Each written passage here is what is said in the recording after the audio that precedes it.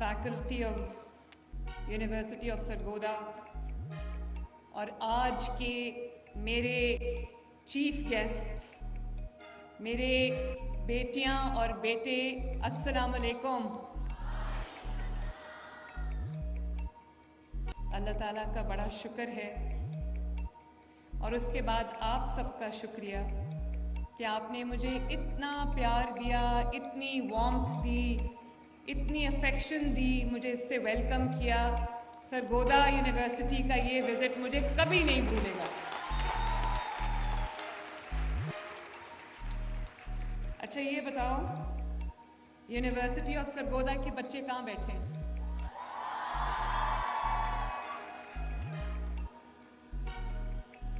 थल यूनिवर्सिटी भक्कर के बच्चे कहाँ बैठे हैं? यूनिवर्सिटी ऑफ मियांवाली के बच्चे कहाँ हैं? सरगोदा मेडिकल कॉलेज किधर बैठा हुआ है? और जो HED कॉलेजेस के बच्चे हैं वो कहाँ बैठे हैं?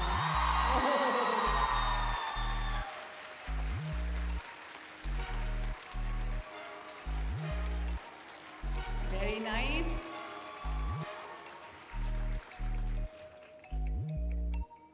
ये होनहार स्कॉलरशिप जो है, आप सबको पता होगा, पाकिस्तान की तारीख का पहला और पाकिस्तान का सबसे बड़ा स्कॉलरशिप प्रोग्राम है।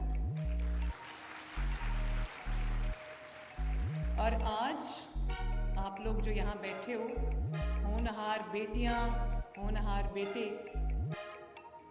मैंने आज ये जो मेरी मुलाकात है आपसे और मेरा यहाँ पे आना है और ये जो गार्ड ऑफ ऑनर था, ये सब आपकी मेहनत को सलाम है, आपके जो मेरिट है उसकी एक्नॉलेजमेंट है, उसकी अप्रिसिएशन है, और आपने जो कमिटमेंट दिखाई है, जो मेहनत की है वसाइल की कमी के बावजूद, ये सब आपकी आज की उस मेहनत और कमिटमेंट का समर है माशाल्लाह। आप सबको बहुत बहुत मुबारकबाद, आपके वालिदैन को बहुत बहुत मुबारकबाद, आपके घर वालों को बहुत बहुत मुबारकबाद, आपके कॉलेजेस और यूनिवर्सिटीज़ को बहुत बहुत मुबारकबाद। I want to tell you that as your chief minister, as your mother standing here, I am very very very proud of you.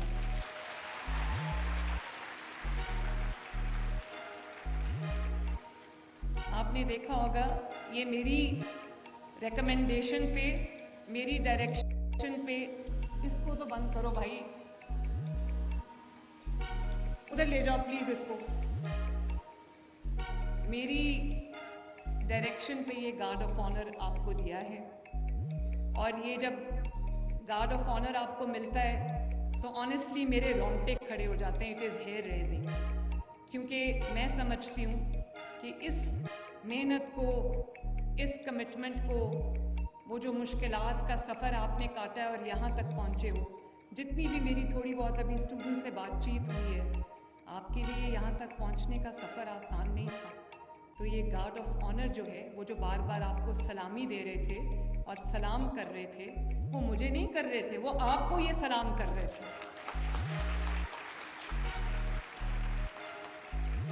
और मुझे इस चीज़ का भी एहसास है कि आपके पेरेंट्स जो हैं, आपके वालिदैन, उन्होंने किस मुश्किल से आपको यहाँ तक पहुँचाया है। तो आपको अल्लाह ताला के बाद उनका शुक्रगुजार होना चाहिए, मेरा शुक्रगुजार नहीं होना चाहिए।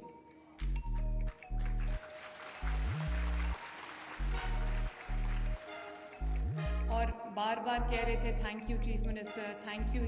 बिल्कुल आपने मुझे थैंक यू नहीं बोलना, ये आपका हक है जो आपको मिला है, ये आपकी मेहनत का समर है जो आपको मिला है। और ये स्कॉलरशिप नहीं है, ये आपकी मेहनत है, उसका ये रिजल्ट है, उसका समर है ये। और इस स्कॉलरशिप को थैंक यू बोल के नहीं, इसको अपना हक समझ के लो, सर उठा के लो और बहुत फख्र के साथ और आजिज़ी के साथ लो इसको।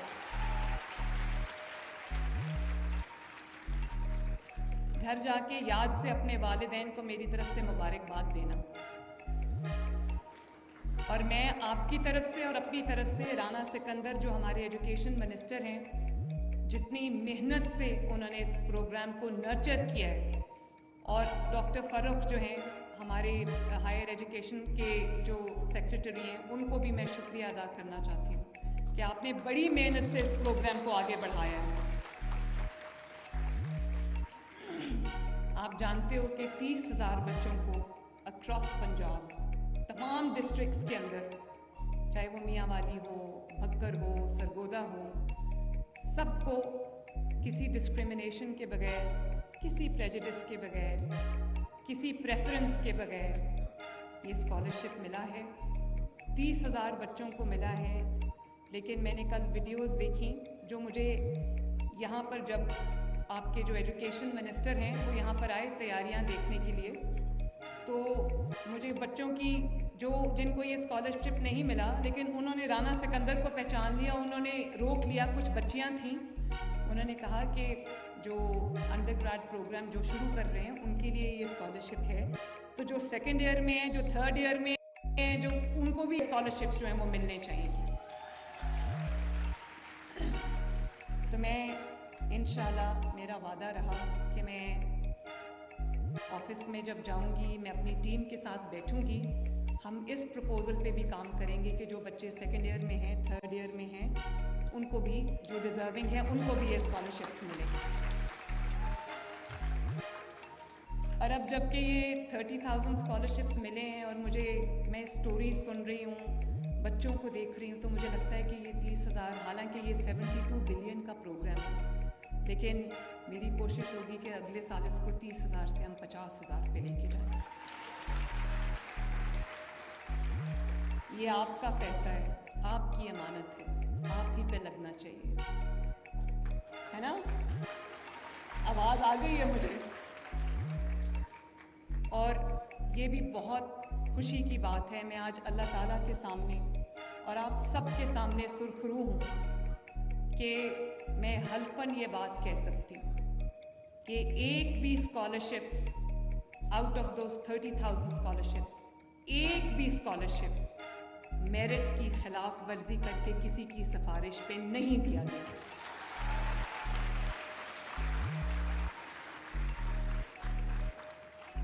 और मुझे इस बात की भी खुशी है कि किसी बच्चे से ये नहीं पूछा गया या उसका बैकग्राउंड चेक नहीं किया गया कि उसका ताल्लुक किस सियासी जमात से।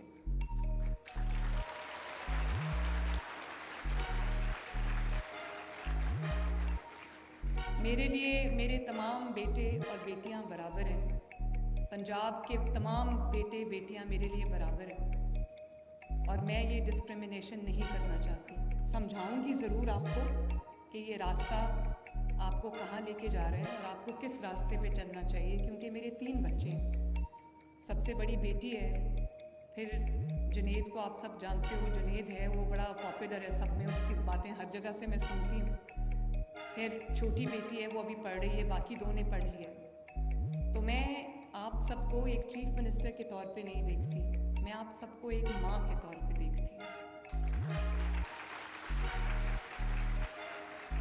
और एक माँ की तरह आप सबके बारे में सोचती हूँ।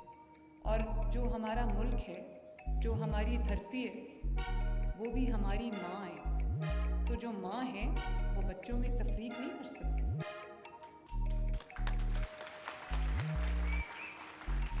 वो कहते हैं कि रियासत माँ की तरह होती है, और अगर रियासत माँ की तरह होती है तो ये तो नहीं हो सकता कि उसी रियासत में माँ का एक बच्चा,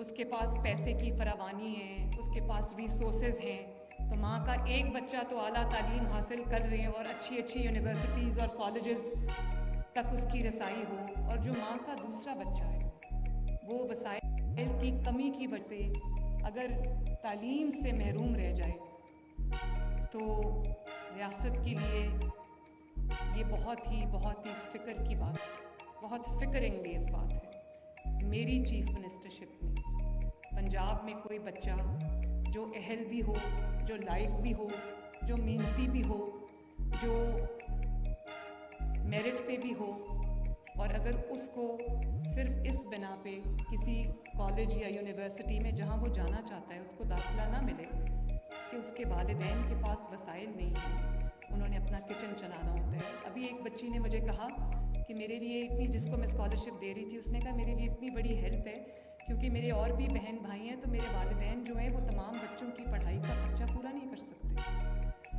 तो अगर कोई तालीम से इसलिए महरूम रह जाए कि उसके पास वसाइल की कमी है, तो मेरे लिए तो ये बहुत बहुत शर्मिंदगी की बात है मेरे बच्चों की।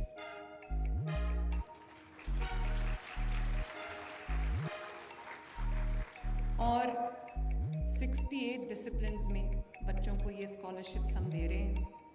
और जो प्राइवेट सेक्टर यूनिवर्सिटीज़ हैं, जो अच्छी प्राइवेट सेक्टर की यूनिवर्सिटीज़ हैं, जैसे फास्ट है, नस्ट है, लम्स है, और भी हम इसमें कॉलेजेस और यूनिवर्सिटीज़ ऐड करते जाएंगे, उनमें भी बच्चों को सिर्फ और सिर्फ उनके मेरिट की बेस पे ये दाखिला मिला है और ये स्कॉलरशिप मिला है। और ये तमाम पब्लिक सेक्टर यूनिवर्सिटीज़ और 12 या 14 प्राइवेट सेक्टर की यूनिवर्सिटीज़ और कॉलेजेस हैं जहाँ पर ये स्कॉलरशिप्स मिले हैं। और डिसिप्लिन्स में artificial intelligence, robotics, climate change, environmental sciences, मैं ये चाहती हूँ कि आप वो वाले सब्जेक्ट्स पढ़ो, वो डिसिप्लिन्स पढ़ो, उधर जाओ जहाँ पर आप जब पढ़ के निकलो तो आपको नौकरी मिल जाए, आपकी जॉब मार्केट में आपकी डिमांड हो। सिर्फ हम वो चीज़ें ना पढ़ें जिसको एक पढ़ के सिर्फ डिग्री लेनी है और वो डिग्री आज की दुनिया में रेलेवेंट नहीं है। मैं चाइना गई तो मैंने देखा वहाँ क्लास 5 से बच्चे जो हैं वो आर्टिफिशियल इंटेलिजेंस पढ़ रहे हैं और इतना आगे निकल गए हैं कि मेरा नहीं ख्याल कि हम लोग उनके साथ compete कर सकते हैं। तो मैंने तभी सोचा था कि जो आज दुनिया ने साइंस में तरक्की की है, IT की फील्ड में जो तरक्की की है, इंशाअल्लाह ताला कम से कम पंजाब में मैं पूरी कोशिश करूँगी कि हमारे बच्चे भी at par with the world.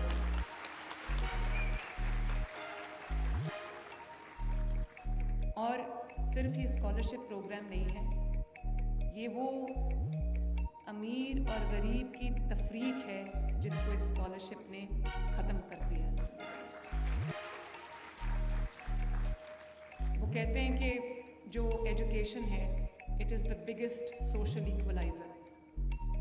आपके पास आज वसाइल की कमी हो सकती है, लेकिन जब आप अच्छे से पढ़ के बाहर जाओगे तो आपका लेवल ही कुछ और होगा इंशाअल्लाह।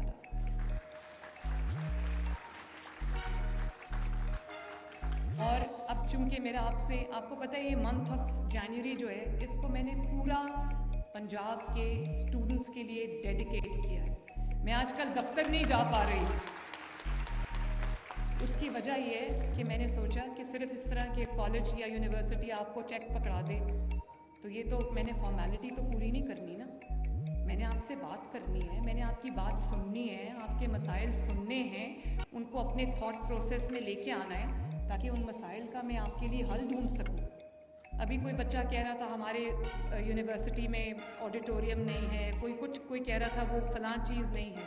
जब तक मैं आके आपके साथ इंगेज नहीं करूँगी, मैं आपकी चीफ मिनिस्टर हूँ, आपकी माँ हूँ, अगर मैं आपके लिए काम नहीं करूँगी, दफ्तर तो चलता रहता है उसका मैंने पूरा मंथ ऑफ जनवरी सिर्फ होनहार स्कॉलरशिप्स और लैपटॉप्स के लिए डेडिकेट किया हुआ है।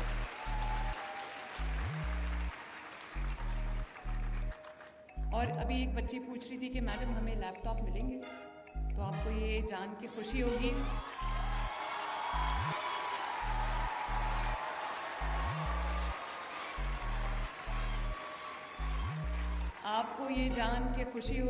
कि लैपटॉप्स आ चुके हैं और मैं बहुत जल्द वो लैपटॉप्स लेके आपके पास एक दफ़ा फिर आऊँगी इंशाल्लाह। और मैंने जो लेटेस्ट टेक्नोलॉजी वाले लैपटॉप्स हैं, मैंने वो आपके लिए खुद सिलेक्ट किए हैं ताकि आपको आपकी रिसर्च के लिए, आपकी असाइनमेंट्स के लिए, आपको किसी किस्म की भी अगर कोई एड चाहिए, कोई हेल्प चाहिए तो वो आपको उसमें मिले। फिर एक बच्ची ने मुझे पूछा, मैं हैरान हूँ, सब बच्चों को वैसे स्कीम्स का पता है। एक बच्ची ने पूछा मैडम हमें ई-बाइक्स भी मिलेंगी? तो मैं आपको ये बताना चाहती हूँ कि अगले साल, इस साल हमने 30,000 ई बाइक्स दी और उससे बच्चों से जो थोड़ा बच्चों ने दिया है बाकी हमने दिया है और उसको हमने आसान किस्तों में कर दिया है। 5,000 के करीब उनकी मंथली किस्त है। लेकिन मैं अभी वादा नहीं करती, लेकिन मैं इस पे काम कर रही हूँ कि अगले साल 1 लाख ई बाइक्स मैं बच्चों को फ्री दूँ, बिल्कुल फ्री इंशाअल्लाह।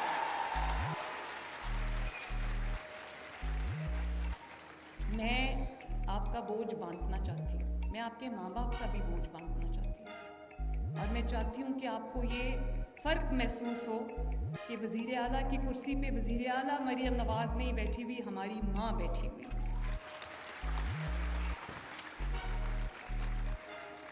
और जैसे आपको मैंने कहा कि आपने मुझे शुक्रिया नहीं बोला, मैं नहीं चाहती कि आपकी आंखों में तशक्कर के जज्बात हों। अच्छा है, अल्लाह ताला का शुक्र अदा करना चाहिए। अगर कोई आपके लिए कुछ करे तो उसका भी शुक्रिया अदा करना चाहिए, इसमें कोई बुरी बात नहीं, लेकिन यह आपका हक है। मैं नहीं चाहती कि आप मेरा शुक्रिया बोलो। अगर आप मेरा शुक्रिया अदा करना चाहते हो तो वो आज जो तराना बच्चे पढ़ रहे थे, ये वतन तुम्हारा है, तुम हो पासबां इसके, आप उसको गौर करो, उसके ऊपर गौर करो,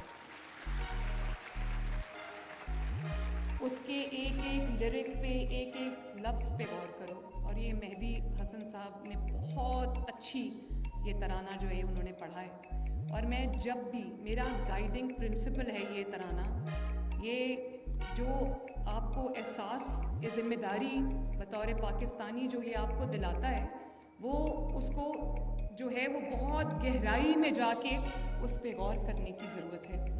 फॉर एग्ज़ाम्पल मैं इसीलिए मैं अपने आप को नहीं, मुझसे कंट्रोल हुआ अपने जज्बात, पाकिस्तानी के जज्बात। मैं उनके साथ गई, मैंने उनके साथ मिल के ये पढ़ा क्योंकि मैं ये चाहती थी कि आप बच्चे इसको गौर से सुनो। मैं इसको अक्सर कभी यूट्यूब पे लगा के सुनती हूँ और महसूस करती हूँ अपने ऊपर, इसको इंटरनलाइज करती हूँ ताकि मुझे पता चले कि बतौर पाकिस्तानी मेरी क्या ज़िम्मेदारी है।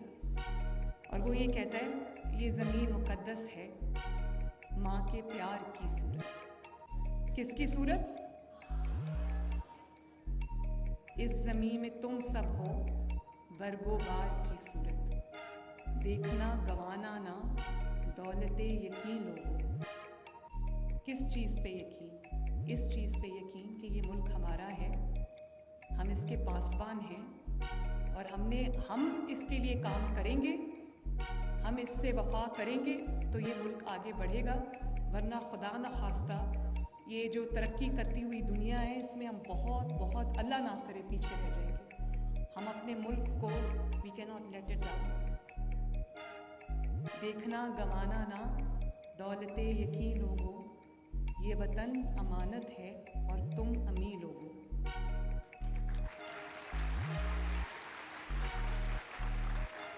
अमीन का मतलब जानते हो ना? क्या मतलब है अमीन का? अमानत रखने वाला।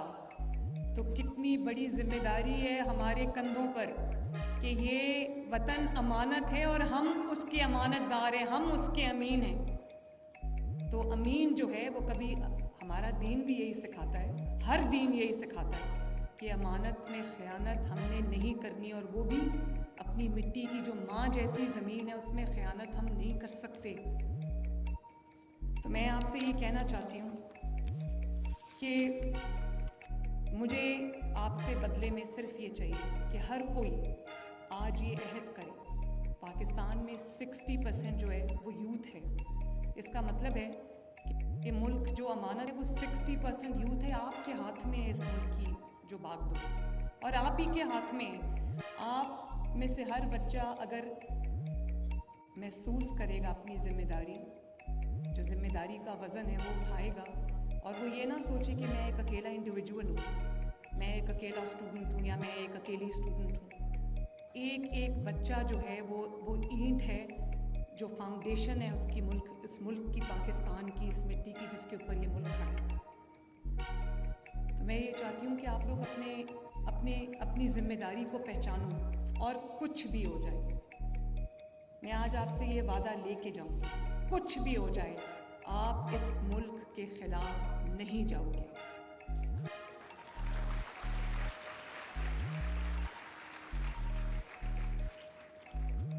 जो आपको ये कहता है कि अपने मुल्क को जला दो, अपने मुल्क की बिल्डिंग्स, इमारतें जला दो, मेट्रो बस को तोड़ दो, घेराव कर लो, एक सूबे को कहता है दूसरे सूबे पे हमला कर दो, वो आपका सगा नहीं है, वो आपका हमदर्द नहीं है। अपने बच्चे, मैं माँ हूँ ना, मैं अपने बच्चे तो बाहर बिठा दूँ और कहूँ कि ये तुम लोग बाहर ना निकलना, तुम्हें कहीं खुदा न खास्ता चोट ना लग जाए, और दूसरे वालिदैन के बच्चों को, दूसरों के बच्चों को मैं सड़क पे खड़ा कर दूँ और कहूँ कि गोलियाँ चलाओ, पेट्रोल बॉम्ब चलाओ और घेराव कर दो, जलाओ कर दो, तो मुझे ये बताओ कि ये हिपोक्रेसी जो है ये मुझे कैसे जीने देगी? मेरी रूह कांप जाती है ये देख के। अभी आपको पता होगा, खबरें सुना करो और फिर सुनी सुनाई बात पे आंखें बंद करके यकीन ना किया करो मेरे बच्चों। अब खुद आपको अल्लाह ताला ने एनालिटिकल स्किल्स दिया हुआ है, इतना दिमाग दिया है जो सोचता है, जो आप लोग इंटेलिजेंट हो, वाइज हो, आज की दुनिया के बच्चे हो, आपको हर तरह की जो टेक्नोलॉजी है वो अवेलेबल है। प्लीज़ अपने मुल्क के बारे में, अपने मुल्क को सामने रख के हर फैसला करना, अपने माँ बाप को सामने रख के हर फैसला करना। जो बच्चे मुल्क में किसी के बहकावे में आ गए, उन्होंने आग लगा दी, उन्होंने गोलियां चला दी, रेंजर्स को शहीद कर दिया, पुलिस वालों को शहीद कर दिया, आज वो बच्चे, अपने बच्चे आराम से बैठे, आज वो बच्चे जेलों में पड़े सड़ रहे। आप पूछो उनके माँ बाप से कि उनके माँ बाप पे क्या गुजरती होगी। बच्चा जेल में हो और माँ बाप घर में हो, किस तरह उनके माँ बाप को नींद आती होगी, किस तरह उनके माँ बाप खाना खाते होंगे। खाना खाते होंगे तो सोचते होंगे पता नहीं मेरे बच्चे को वहाँ खाना मिला है या नहीं मिला। जब हीटर ऑन करते होंगे तो सोचते होंगे पता नहीं मेरा बच्चा किस सर्दी में वहाँ है। और जब उनको एहसास होगा कि हम आज़ाद फ़िज़ा में सांस लेते हैं तो उनको ये ख्याल ज़रूर आता होगा कि हमारे बच्चे सलाखों के पीछे हैं। और उन बच्चों ने अब माफ़ी मांगी है। अगर इतना अच्छा काम किया था तो माफ़ी मांगने की ज़रूरत क्यों पेश है? करने से पहले सोच रहे। कोई आपको ये कहे कि सामने कुआं, इसमें छलांग मार दो, तो अल्लाह का वास्ता ऐसा मत करना। अपने माँ बाप को उन्होंने मेहनत से, खून पसीने की कमाई से आपको यहाँ तक पहुँचाया। ये आपका फ़र्ज़ है, ये आप पे कर्ज है कि आप उनको अपनी वजह से, किसी की जो एक उसकी लालच है इक़्तिदार की, उसकी वजह से उसका ईंधन नहीं बनना। अपने वालिदैन को लेट डाउन नहीं करना, उनको तकलीफ़ में मुब्तला नहीं करना। आपके वालिदैन की तरफ भी आपकी बहुत बड़ी जिम्मेदारी है। उन्होंने आपको आज यहाँ तक पहुँचाया। और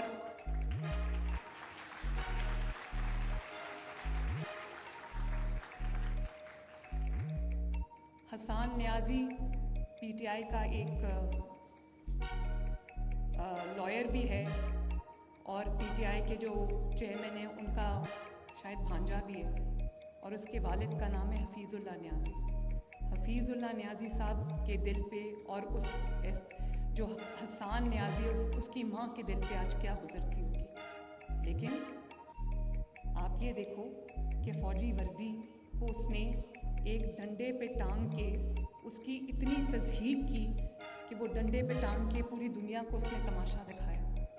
उसको 10 साल कैद हो गई, उसका फ्यूचर तबाह हो गया। अब 10 साल बाद वो कैद से अगर निकलेगा तो पता नहीं दुनिया कितनी बदल गई होगी, माँ बाप के दिल पे क्या गुजरती होगी, वो किस हालत में होंगे। तो ये मैं आपको एक फूड फॉर थॉट दे रही हूँ। और वर्दी, आप वर्दी को क्या, चाहे वो पुलिस की वर्दी हो या वो रेंजर्स की वर्दी हो या वो फौज की वर्दी हो, वर्दी क्या कनोट करती है? ये वही लोग हैं जो वो ये वर्दी पहनते हैं और हमारी सरहदों पर हमारे मुल्क को बचाने के लिए, आपको बचाने के लिए जानें भी कुर्बान करते हैं।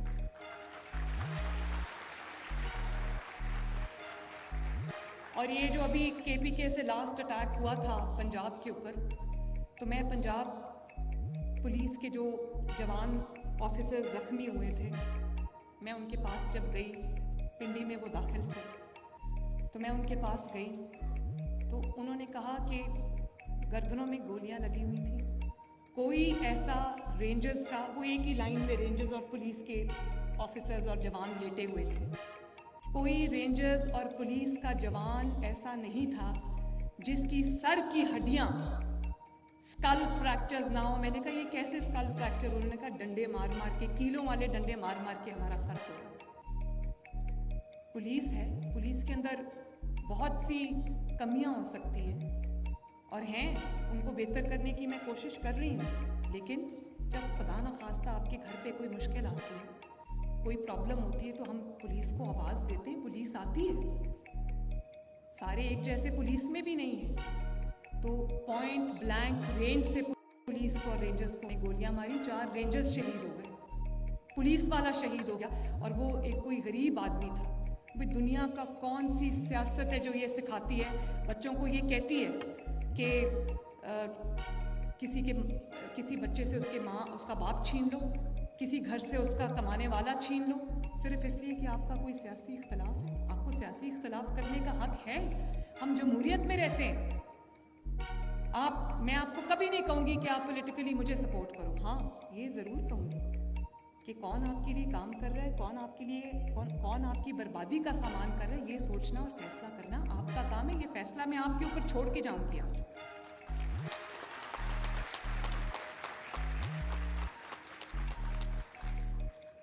तहजीब के दायरे में रह के भी सियासी मुखालफत हो सकती है। आवाज़ें कसना, चोर चोर की आवाज़ें लगाना, बुहतान, हमारे दीन में बुहतान लगाना बहुत बड़ा गुनाह है। किसी पे वो इल्ज़ाम लगाना जो उसने ना किया हो, ये बहुत बड़ा गुनाह है। और आज अगर आप अपने मकाफात अमल, हमें कहते हैं इसका मकाफात अमल होता है, तो ये मकाफात अमल ही है जो आप भुगत रहे हैं आज। तो अगर आपको कोई ये कहे कि ये आपका सियासी मुखालिफ है, इसको आवाज़ कसो, इसको गाली दो, इसका गिरबान पकड़ लो, ये पुलिस वाला है क्योंकि हमारी हुकूमत नहीं है तो ये हमारा दुश्मन है, इसको मार दो। ये फौजी हैं, अगर हमारे साथ हैं तो बहुत अच्छे, अगर हमारे साथ नहीं है तो उनको गोलियां मार के शहीद कर दो, इनकी वर्दियों को डंडों पे टांग दो। और अगर मेरी हुकूमत है तो मैं ये कहूँगी कि ना, लॉ एंड ऑर्डर को नहीं तोड़ना, कानून को अपने हाथ में नहीं लेना। और अगर मेरी हुकूमत नहीं है तो मैं कहूँगी ये लो बच्चों, अपने हाथ में पेट्रोल बॉम्ब्स पकड़ो, कीले वाले डंडे पकड़ो और मारो लोगों को, जला दो मुल्क को।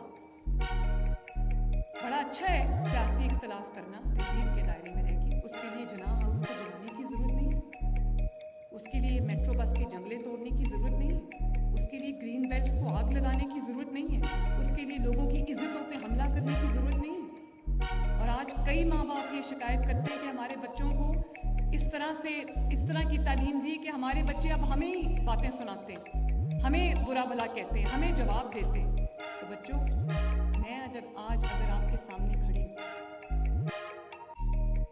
तो मैं अल्लाह ताला के करम के बाद अपने माँ बाप की दुआ से इधर खड़ी हूँ।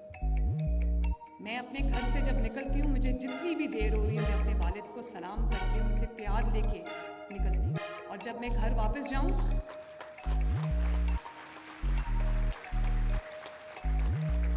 चाहे मैं 12 घंटे के बाद जाऊँ, 16 घंटे के बाद घर जाऊँ, मैं सीधा अपने वालिद के कमरे में पहले जाती हूँ, जाके उनको सलाम करती हूँ, फिर अपने कमरे में जाती हूँ। और वालिदैन के साथ वफादारी की जो इनाम है इस दुनिया में मिलता है इंसान को। मैं आपके सामने खड़ी हूँ और हमने भी सियासी कैंपेन्स चलाई हैं बच्चों। मैं खुद उसकी विक्टिम हूँ। मुझे मेरे वालिद के सामने गिरफ्तार करके उन्होंने डेथ सेल में 2 दफ़ा फेंका। 6-6 महीने, 5-5 महीने के लिए मैं सॉलिटरी कन्फाइनमेंट में, डेथ सेल जिसमें चारपाई भी थी और बाथरूम भी उधर ही था। मुझे समझ नहीं आती थी कि मैं जानमाज़ कैसे बचाऊँ। लेकिन और ये भी मैं आपको बताऊँ, अभी किसी बच्ची ने अपने वालिद के गुजर जाने की बात की, मुझे बच्ची यहाँ खड़ी थी, मुझे अपनी वालदा याद आ गई। आप लोग जानते हो कि जब मैं अडियाला जेल में सेल में बंद थी तो वहाँ मुझे अपनी वालदा के गुजर जाने की, उनकी दुनिया से चले जाने की मुझे इत्तला मिली।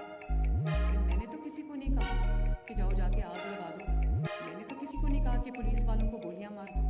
आप यकीन करो कि अब जो मेरे पास थे, पहले DIG थे लाहौर के, जब ये पेट्रोल बॉम्ब्स फेंके गए ज़मान पार्क से तो अंदर दहशतगर्द बंद थे, उनको कहा कि पुलिस वालों पे पेट्रोल बॉम्ब्स फेंको।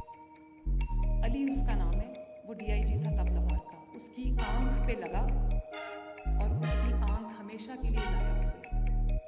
और अब वो आईजी इस्लामाबाद है, देख लो, वो आज आईजी इस्लामाबाद है। उसकी आंख ज़ाया हो गई है लेकिन वो है। तो अल्लाह ताला के घर में, अल्लाह ताला के निज़ाम में नाइंसाफ़ी नहीं है। जो आप करेंगे उसका समर आप भुगतेंगे। तो मैं आपको जो कहना चाहती हूँ वो ये है कि जब आप कोई काम करते हैं ना, सियासत को गाली बना दिया है, सियासत को ऐसे समझ के सियासत बहुत बुरी चीज़ है। बच्चों, सियासत बुरी चीज़ नहीं है। सियासत एक बहुत अच्छी चीज़ है और इबादत का दूसरा नाम है। कब? तब जब अपना पूरा वक्त, अपनी पूरी कोशिशें जो है वो लोगों की, आवाम की भलाई के लिए खर्च किया जाए, सर्फ किया जाए।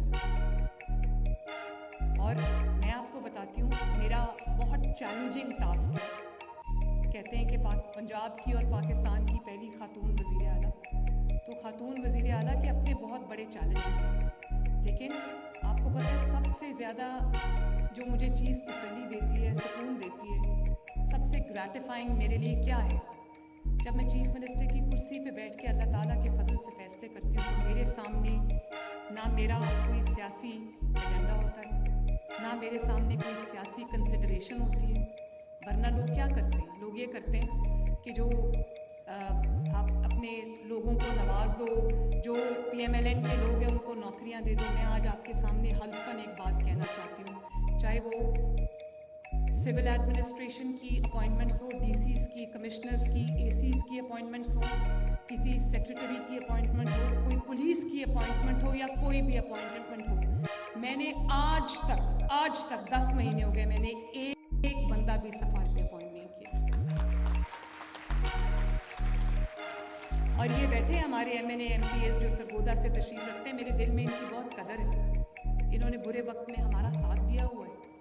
ये भी नाराज़ है मुझसे, ये इस बात से खुश नहीं है कि जो ट्रांसफर्स और पोस्टिंग्स होती हैं वो इनकी मर्जी से नहीं होती। लेकिन मैं कैसे इनकी मर्जी से या अपनी मर्जी से ये पोस्टिंग्स करूं, क्योंकि ये अमानत है इस मुल्क की, मैं अमानत में ख़यानत नहीं कर सकती। कोई ये कह दे कि मरियम नवाज शरीफ ने कोई अपॉइंटमेंट आउटसाइड मेरिट की है तो मैं अल्लाह ताला की देनदार हूं, आपकी देनदार। और जो आपका एजेंडा होता है वो आपकी जो प्रायोरिटीज़ हैं उसमें नज़र आ जाता है। आज ये स्कॉलरशिप प्रोग्राम क्यों चल रहा है, क्यों आपको स्कॉलरशिप्स मिले? क्योंकि इसके पीछे किसी ने बैठ के वक्फ किया है, सर्व किया है, दर्जनों मीटिंग्स की हैं, आपके लिए आपकी माँ बन के सोचा है, आपका बाप बन के सोचा है। मेरे लिए तो बड़ा आसान है,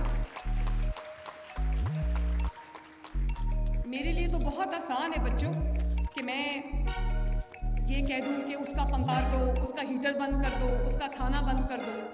मेरे लिए तो बहुत आसान है कि चीफ मिनिस्टर की कुर्सी पे बैठ के मैं ये हर रोज़ यही किया करूं, इसी तरह अपना वक्त सर्व करूं कि किससे मैंने बदला लेना है, किसको मैंने जलील करना है, किसका मैंने मजाक उड़ाना है, किसको मैंने जलसों में नाम ले लेके। आपको पता है मैं एक औरत हूँ, यहाँ जितने भी लड़के बैठे हैं, जो स्टूडेंट्स बैठे हैं, आप सब पे फ़र्ज़ है कि अपने इर्द गिर्द अपनी माँओं की, अपनी बहनों की, अपनी बेटियों की और इस कौम की बेटियों की इज्जत और तकरीम करना आप सब पे लाजिम है।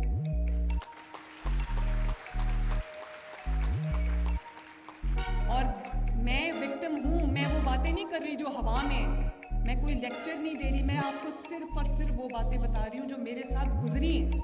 मैंने भी 6 साल बहुत स्ट्रगल किया है, मेरे वालिद जेल में थे, मैं जेल में थी, चचा जेल में थे, भाई जेल में थे, लेकिन कभी अपने मुल्क के खिलाफ सोचना तो क्या, इसको हमेशा जुर्म समझा है। इसीलिए आज मैं सुकून की नींद सोती हूँ।